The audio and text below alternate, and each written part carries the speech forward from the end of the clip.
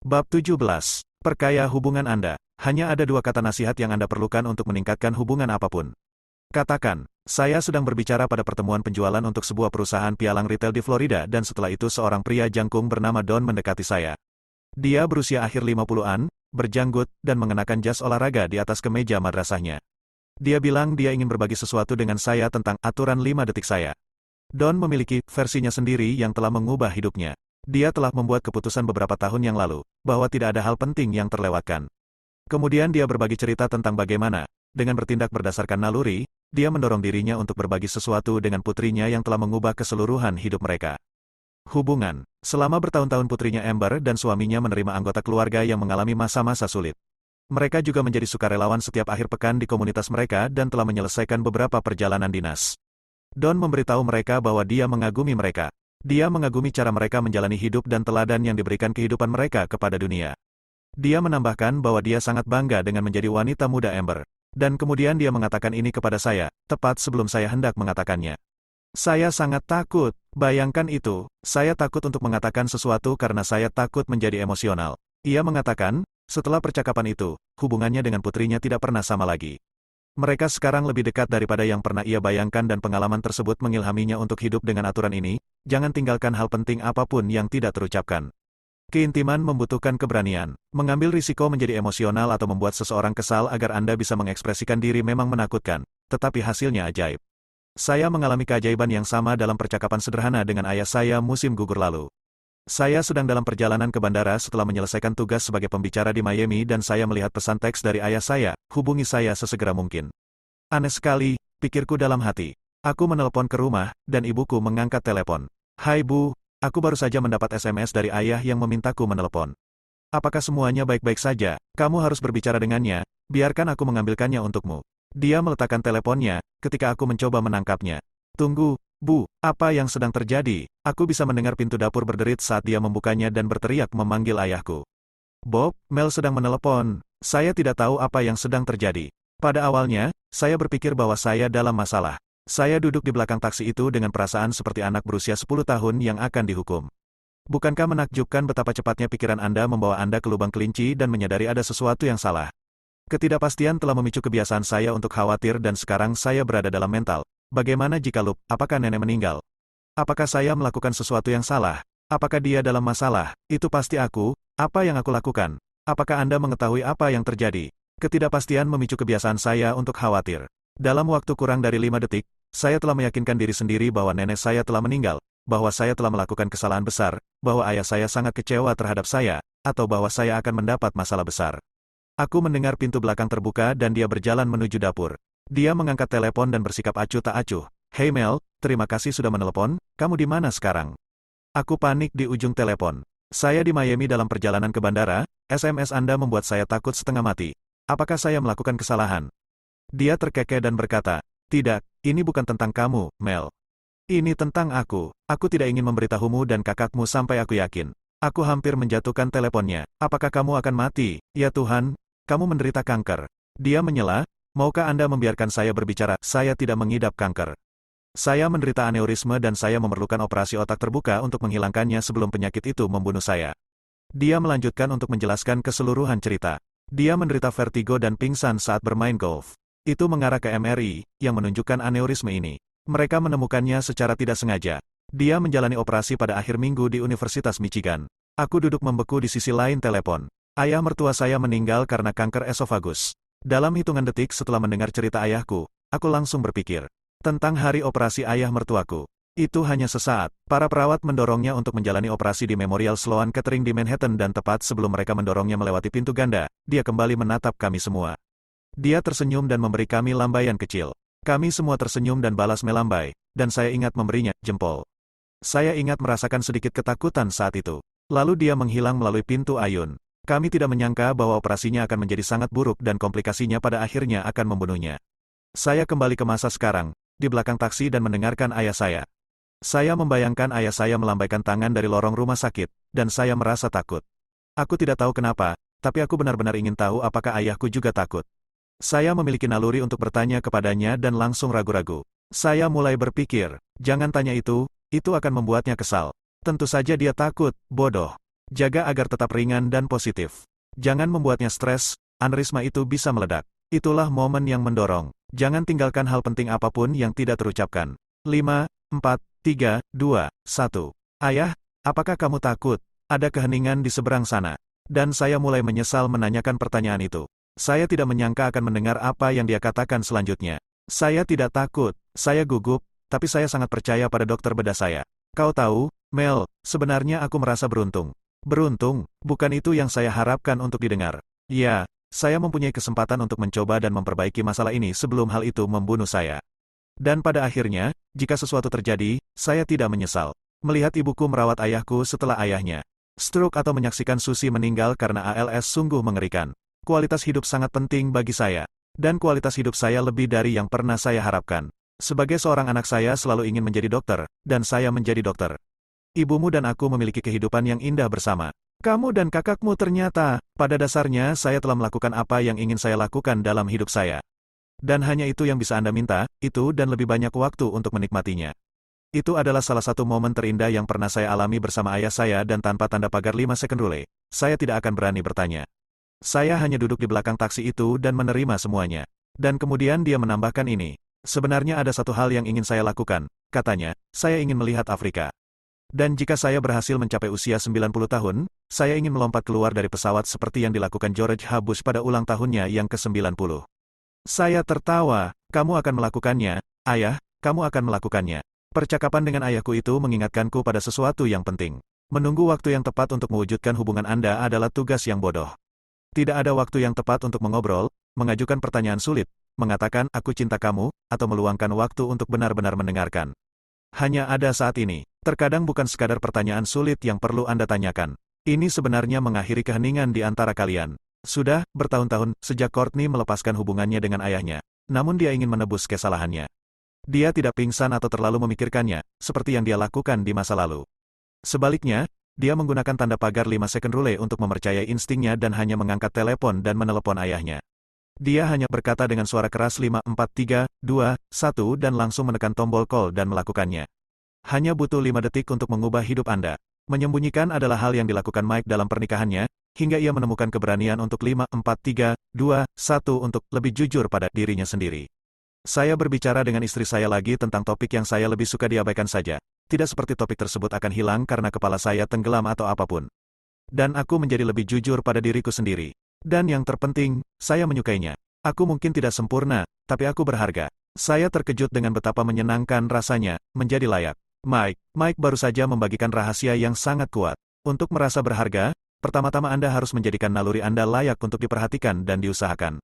Dan Anthony terkejut bahwa sesuatu yang sederhana, seperti memiliki keberanian untuk bersandar pada apa yang biasanya saya hindari, dapat menciptakan perubahan besar dalam pernikahannya, membantunya menjadi lebih dekat dengan istri saya dan memenuhi kebutuhannya, bertemu. Sesuatu yang sederhana bisa menciptakan perubahan yang sangat besar. Itu sungguh mengejutkan. Saya dulu berharap orang lain mengetahui kebutuhan saya dan akan menyimpan kebencian ketika kebutuhan saya tidak terpenuhi, terutama pada istri saya. Saya pikir semua istri bisa membaca pikiran, bayangkan betapa terkejutnya saya. Dengan menggunakan aturan untuk bersandar pada apa yang biasanya saya hindari, saya membuat kemajuan besar dalam beberapa bidang kehidupan saya. Aku tersenyum saat mengetik ini. Aku lebih dekat dengan istriku dan kebutuhanku mulai terpenuhi. Saya tidak tahu bahwa sikap diam saya adalah masalahnya. Anthony, seperti yang dikatakan Anthony, dia tidak tahu bahwa diamnya saya adalah masalahnya. Keheningan selalu menjadi masalah. Memutuskan untuk tidak mengatakan apa yang Anda rasakan menciptakan apa yang disebut para peneliti disonansi kognitif antara apa yang benar-benar Anda yakini di dalam hati Anda dan apa yang sebenarnya Anda lakukan saat ini. Masalah-masalah tersebut menumpuk dan, seiring berjalannya waktu, dapat merusak hubungan Anda. Itulah yang terjadi pada Estelle selama apa yang dia gambarkan sebagai momen biasa dalam waktu. Pertengkaran yang tampaknya bodoh dengan suaminya, memecahkan dahan di hutan yang sunyi, dan jawabannya langsung, saya memintanya untuk bercerai. Begini cara dia menggambarkannya, pikiran saya tiba-tiba menjadi jernih dan saya menggunakan tanda pagar 5 second rule untuk mengatakannya. Sekarang adalah pilihan saya untuk melakukannya, atau membiarkan otak saya menarik rem darurat. Saya memilih pada saat itu, untuk bertindak. Saya meminta cerai. Jika dipikir-pikir lagi, keputusan itu melambungkan hidup saya ke arah yang saya tahu ingin saya tuju, namun saya selalu menahan diri untuk tidak melakukannya. Bukan berarti hal itu mudah. Memang tidak mudah, tapi sedetik pun saya tidak pernah meragukan keputusan saya. Dalam momen tindakan murni itu, dengan benar-benar memilih untuk bertindak berdasarkan apa yang saya tahu benar dan otentik, saya telah menemukan diri saya sendiri. Ada saat-saat kelam dan terkadang sepi, namun yang mengejutkan saya adalah pada saat-saat itu saya tidak pernah menyesali pilihan saya untuk bercerai. Kita semua memiliki momen sepanjang hari untuk bertindak atau memilih. Terkadang kita menahan diri, kita memilih untuk berhati-hati dan tidak bertindak serta tidak mengambil risiko. Saya memilih untuk bertindak, dan pada saat-saat inilah saya merasa paling hidup, telah menemukan belahan jiwa saya dan yang lebih penting adalah diri saya yang sebenarnya. Estelle, saya katakan dari awal bahwa peraturannya sederhana. Saya tidak pernah mengatakannya. Akan mudah, yang benar adalah jarak terpendek antara dua orang dan itu mungkin menyelamatkan hubungan Anda. Keheningan menciptakan jarak, kebenaran menciptakan hubungan nyata, seperti yang ditemukan Natasha. Natasha kewalahan dengan kehidupan, setelah ibunya meninggal mendadak. Optimismenya menguap, dan dia hanya bisa melihat lebih banyak hal negatif di masa depan. Dia khawatir tentang hubungannya dengan pacarnya dan menggunakan aturan 5, 4, 3, 2, 1 untuk berbicara dari hati tentang perasaannya, secara nyata, bahwa hubungan mereka tidak berkelanjutan. Dia mengungkapkan apa yang sebenarnya dia rasakan dan hasilnya luar biasa. Alih-alih menghancurkan hubungan, kebenaran malah membuat mereka semakin dekat. Mereka sekarang bertunangan. Kita sering gagal untuk menghargai kekuatan besar yang ada di dalam momen terkecil dalam hubungan kita seiring berjalannya waktu. Baru-baru ini saya mengalami sesuatu yang mengingatkan saya akan pentingnya memperlambat, hadir, mengatakannya. Dan mendengarkan hatimu ketika ia berbicara kepadamu. Seorang pria mengirimi saya pesan Facebook setelah mendengar saya berbicara, dan meminta saya memeriksa halaman peringatan untuk seorang teman keluarga bernama Josh Woodruff. Dia merasa bahwa Josh adalah lambang seseorang yang menjalani hidupnya sepenuhnya, dan mewujudkan hal tersebut. Tanda pagar 5 aturan kedua. Secara naluri, saya mengklik link ke halaman peringatan di Facebook. Hal pertama yang saya lihat adalah postingan dari seorang wanita bernama Mary. Itu adalah postingan yang indah tentang keintiman dan keterhubungan yang kita semua inginkan dalam hidup dan bagaimana kita menarik diri darinya karena alasan yang paling konyol. Seminggu sebelum Josh dibunuh oleh seorang pengemudi tabrak lari di New Orleans, Mary melihatnya di toko kelontong tetapi tidak mengatakan apapun kepadanya. Saya akan membiarkan dia menceritakan kisahnya kepada Anda. Postingan Mary adalah pengingat yang luar biasa bagi kita semua. Terkadang tidak ada waktu berikutnya. Saat hatimu berbicara, katakanlah. Saya menghubungi ibu Josh, Karen, dan dia berbagi cerita tentang Josh dengan saya. Josh tidak takut dengan emosi orang lain. Ketika dia remaja, ibu saya didiagnosis menderita kanker. Aku tahu kami kehilangan dia. Suatu hari, saya duduk di ruang keluarga sendirian sambil berpikir dan menangis. Josh masuk dan bertanya padaku ada apa, lalu, memandangku, aku. Dia tidak memalingkan muka atau gelisah. Dia hanya duduk di sana dan mendengarkan. Sejak hari itu kami mulai beralih dari sekadar hubungan ibu anak menjadi hubungan teman-teman karena dia meluangkan waktu untuk mendengarkan saya sebagai manusia. Aku sedih karena aku tidak pernah mendapat kesempatan untuk bertemu Josh. Dia terdengar seperti pria yang luar biasa. Seperti yang dijelaskan Karen kepadanya, Josh adalah contoh dari perbuatan. Dia mengambil niatnya dan bertindak atas mereka. Setelah kematiannya, kami mengatakan bahwa dia menjalani hidup tanpa ragu-ragu. Dia menutup emailnya kepada saya dengan melampirkan teks yang dikirimkan Josh kepada dia dan suaminya pada malam tahun baru, hanya beberapa jam sebelum dia dibunuh. Seperti yang dikatakan Karen, dia memikirkannya, dia mengirimkannya. Kami akan menghargainya selama sisa hidup kami. Jangan tinggalkan hal penting apapun yang tidak terucapkan. 5, 4, 3, 2, 1 lanjutkan dan ucapkan. Semua impian kita bisa terwujud jika kami memiliki keberanian untuk mengejar mereka. Walt Disney, kekuatan Anda. Hari ini, sesuatu yang luar biasa akan terjadi. Seorang wanita akan berhenti dari pekerjaannya karena dia sangat membencinya. Dia takut, tapi dia akan tetap melakukannya. Seorang pria akan membatalkan pernikahannya, mengetahui bahwa dia akan dibenci karenanya. Seorang dokter hewan berusia 56 tahun akan memulai bisnis pertamanya. Seorang pengembang aplikasi akan meluncurkan produk pertamanya, dan seorang anak berusia 15 tahun akan mulai menulis buku masak pertamanya. Seorang bankir akan melamar peran eksekutif yang selalu dia inginkan. Ia tidak merasa 100% memenuhi syarat namun hal itu tidak akan menghentikannya untuk melemparkan topinya ke dalam ring. Dan seorang pria di bar akan meninggalkan keselamatan teman-temannya untuk berjalan melintasi ruangan untuk mendekati wanita yang menarik. Pada awalnya, dia akan merasa seperti sedang sekarat di dalam hati, tapi hasilnya akan jauh lebih baik dari yang dia perkirakan. Mereka tahu bahwa mereka mungkin gagal, tetapi mereka tetap melakukannya. Mereka mendorong diri mereka sendiri ke depan meskipun ada perasaan yang berteriak, tidak. Mereka merasa takut tetapi mereka tetap bergerak. Pertanyaannya adalah, mengapa? Jawabannya sederhana, mereka mengetahui rahasia kehebatan. Saat hatimu berbicara, hormati, 5, 4, 3, 2, 1 dan bergeraklah. Mereka juga tahu alternatifnya dan hal ini menakutkan, kehilangan semua yang Anda inginkan. Hidup dengan autopilot dan berenang melewati semua keajaiban, peluang, dan kegembiraan yang ditawarkan hidup Anda.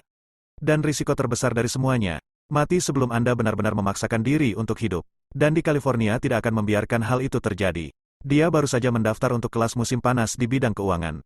Gagasan menjadi mahasiswa baru berusia tanda pagar 44 tahun memang menakutkan. Namun ia tetap melakukannya. Karena tidak pernah terlalu tua, adalah arti menjadi hebat. Di Honolulu, Shirley memaksakan diri untuk mulai hidup kembali setelah kehilangan suaminya. Dia membiarkan terlalu banyak jendela 5 detik terbuang sia-sia selama 4 tahun terakhir. Sekarang, dia melatih keberaniannya setiap hari. Dia telah memulai dengan sesuatu yang kecil. Mulai berjalan lagi. Perubahan tersebut telah membuka pintu yang telah tertutup selama bertahun-tahun. Di Santa Monica, California, Julie menggunakan tanda pagar 5 second rule untuk mendorong dirinya melakukan panggilan yang membuatnya gugup, dan mendapatkan 2 hal. Kepercayaan diri yang lebih besar dan $5.000 untuk membantu menyembuhkan kanker pankreas. Di New Delhi, India, Pulkit mengambil begitu banyak risiko, dengan menggunakan tanda pagar 5 second rule yang membantunya berkembang dengan cara yang luar biasa. Dia sekarang selalu memberikan yang terbaik pada apa yang dia lakukan, berkat peraturan. Dan dia punya nasihat untuk Dan, mahasiswa baru kami yang berusia 44 tahun, teruslah berusaha. Pulkit mengetahui kekuatan keberanian sehari-hari karena dia baru saja menyelesaikan gelar sarjananya. Setelah seminggu penuh stres di tempat kerja, Kathleen hanya ingin bersantai dan merasakan sensasi minuman yang layak diterima dan tidak berurusan, tetapi dia 5, 4, 3, 2, 1 dan melewatinya. Mobil-mobil yang familiar di bar. Itu adalah perjalanan pulang dengan buku jari putih, tetapi pada saat itu dia menang. Seperti yang dikatakan Kathleen, betapapun kecilnya dorongan itu, rasanya seperti sebuah kemenangan. Dan itu memang benar. Di Minnesota, Kelly telah membuat keputusan 5 detik yang hard-fast setelah bertahun-tahun memimpikannya. Dia pindah ke Prancis. Kini setelah dia mengambil keputusan, rasa takutnya telah hilang seperti yang dikatakan Rosa Parks, dan dia akan menggunakan otaknya untuk mencari tahu detailnya alih-alih membiarkan rasa takut menahannya. Di London, Inggris, Steve menderita PTSD dan berpikir untuk mengakhiri hidupnya saat ia naik feri. Nalurinya menyuruhnya mencari bantuan dan tanda pagar 5 second rule, menendang, dia menjauh dari pagar, dan berjalan menuju pramugari yang bekerja di kapal feri. Butuh momen terendah dalam hidupnya untuk mengakui betapa dia telah tenggelam dalam depresi. Namun dalam waktu kurang dari 5 detik dia 5, 4, 3, 2, 1. Dan menemukan keberanian untuk menyelamatkan hidupnya. Dan akhirnya, James. Kisah Steve menyentuh hati James. James kehilangan adik laki-lakinya karena bunuh diri setahun yang lalu. Seperti yang ditulis James, saya berharap saudara saya mengambil 5. Saya tidak akan pernah bisa mengubahnya, tapi saya bisa mengubah diri saya sendiri.